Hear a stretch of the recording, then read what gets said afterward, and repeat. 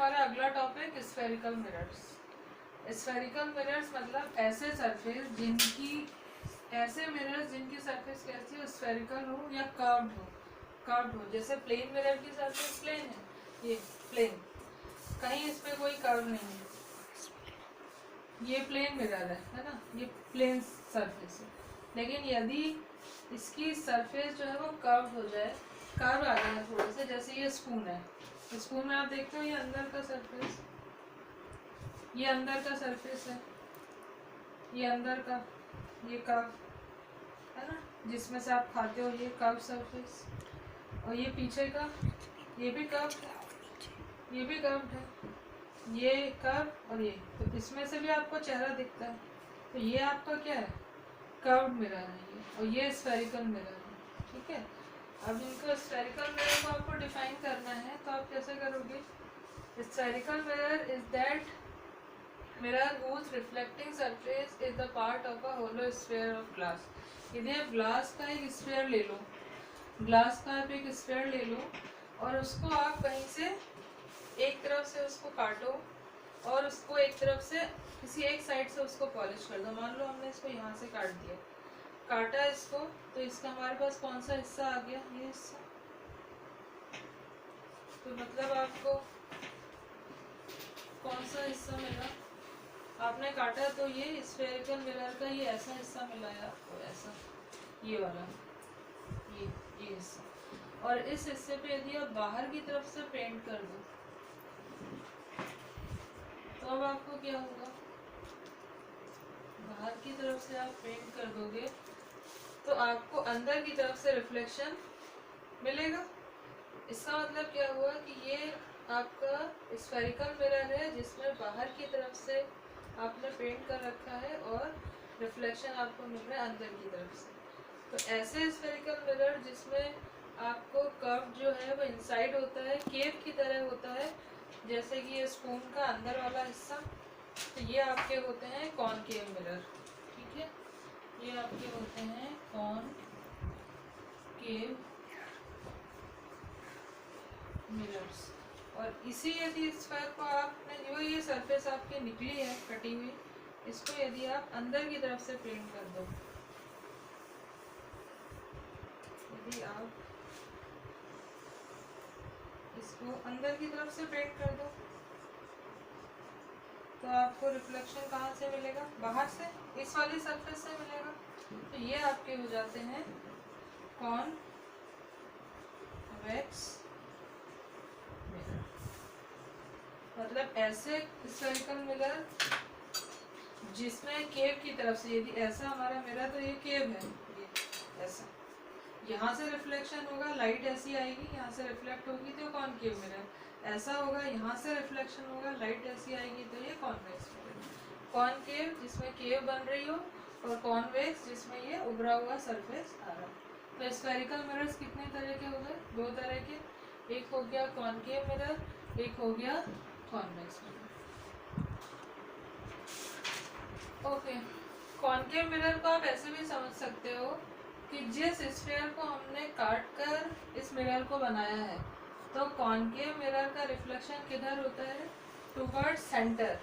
और किसका सेंटर, उस स्फीयर के सेंटर की तरफ। देखो हमने ये डॉट लाइनें बनाई है, इसका मतलब क्या है कि पेंट किधर किया है, इधर किया है, और ये हमारा सेंटर है, तो हमारा रिफ्लेक्शन कहाँ हो रहा है, अंदर की तरफ।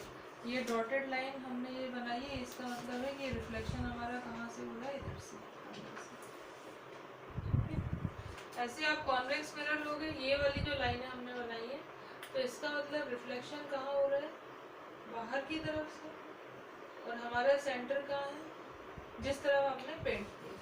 तो ये आपका कॉनकेव मिरर होता है, ये होता है कॉन्वेक्स मिरर।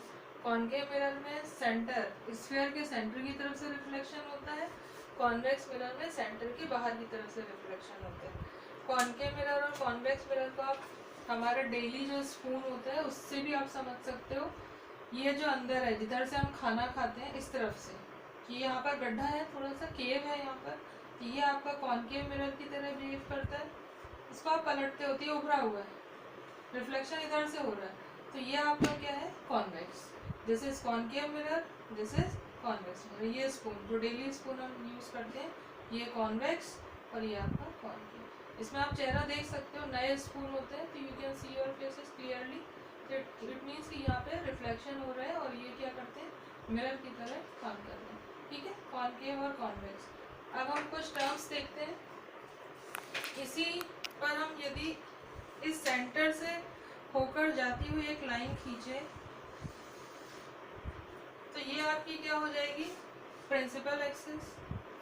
ठीक है, ऐसे इसमें भी खींच लीजिए इसको, सेंटर से जाती हुई एक लाइन, तो दिस इज प्रिंसिपल एक्सिस।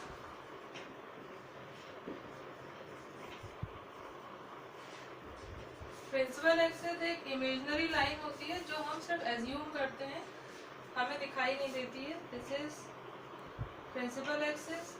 जिस स्फीयर को काट के हमने इस मिरर को बनाया है उसका जो सेंटर होता है that is centre of curvature. This is centre of curvature. ठीक है,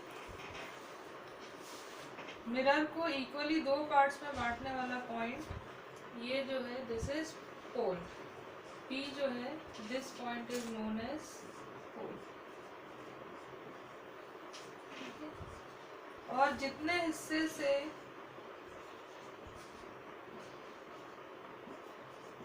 जितने पार्ट से रिफ्लेक्शन हो रहा है वो आपका होता है अपर्चर, जहां से आपका रिफ्लेक्शन होता है एम डैश, ये वाला हिस्सा एम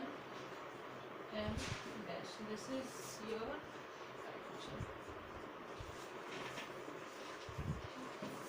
तो ये हो गई प्रिंसिपल एक्सिस। और अपर्चर हो गया ये जहाँ से आपका रिफ्लेक्शन होता है, मतलब यहाँ से यहाँ तक, इसमें यहाँ से यहाँ तक। सेंटर ऑफ मिरर हो गया आपका पोल, और P से लेके सेंटर तक की दूरी हो गई आपकी रेडियस ऑफ कर्वेचर। ये हो गया आपका कैपिटल आर। कैपिटल आर मतलब जो स्फीयर को काट के आपने मिरर बनाया उसका जो रेडियस है that is radius of curvature. तो आपका ये हो गया PC। PC is your radius of curvature. ठीक है,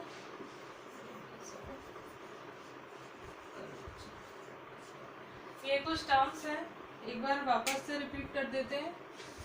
वापस से रिपीट करते हैं। जिस स्फीयर को आपने ड्रॉ किया है तो स्फीयर का कोई सेंटर होगा, उस सेंटर से एक इमेजिनरी लाइन यदि आप ड्रॉ करो सेंटर से होते हुए तो उसे आप बोलोगे प्रिंसिपल एक्सिस। ठीक है, प्रिंसिपल एक्सिस।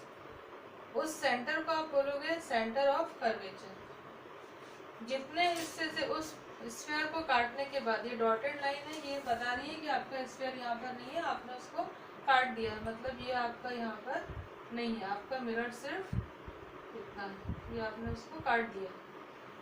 ठीक है, ये ऐसा है, आपने उसको काट दिया।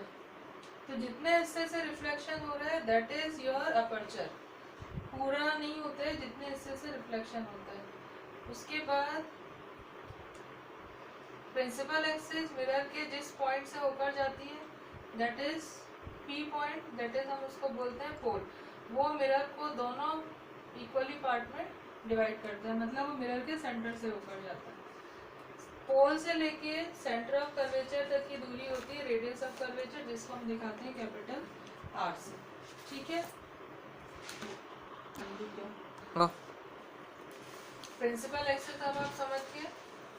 सेंटर ऑफ कर्वेचर और पोल को मिलाने वाली एक इमेजिनरी लाइन, तो ये अपना हो गया प्रिंसिपल एक्सिस। प्रिंसिपल एक्सिस पे जब रेज पैरेलल इंसिडेंट होती है with respect to principal axis तो वो कहाँ स्ट्राइक करेंगे, मिरर पर। ये पैरेलल रे आई, मिरर पर स्ट्राइक हुई। ये ब्लू जितने ये सब इंसिडेंट रे, ये ब्लू सारी लाइन है। तो ये इंसिडेंट होने के बाद कॉनकेव मिरर में मिरर से रिफ्लेक्ट होके किसी एक पॉइंट पे एक्चुअली मीट करती है। ठीक है, ये इंसिडेंट आई और ये रिफ्लेक्ट हुई, ये पैरेलल विद प्रिंसिपल एक्सिस यहाँ पर मीट हुई, ये parallel with principal axis reflect होके यहाँ पर मीट हुई। मतलब जब rays incident ray principal axis के पैरेलल इंसिडेंट होती हैं तो आफ्टर रिफ्लेक्शन वो किसी पॉइंट पर एक्चुअली मीट करती हैं। वो पॉइंट होता है आपका फोकस पॉइंट। जहाँ पे हमारी लाइट की इंटेंसिटी सबसे ज़्यादा होती है आफ्टर रिफ्लेक्शन। ये कॉनकेव मिरर है।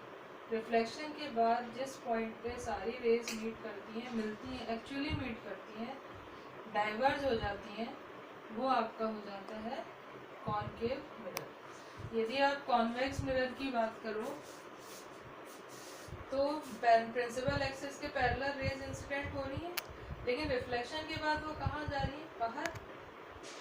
ये क्या हो रही है, कॉन्वर्ज हो रही है, फैल रही है।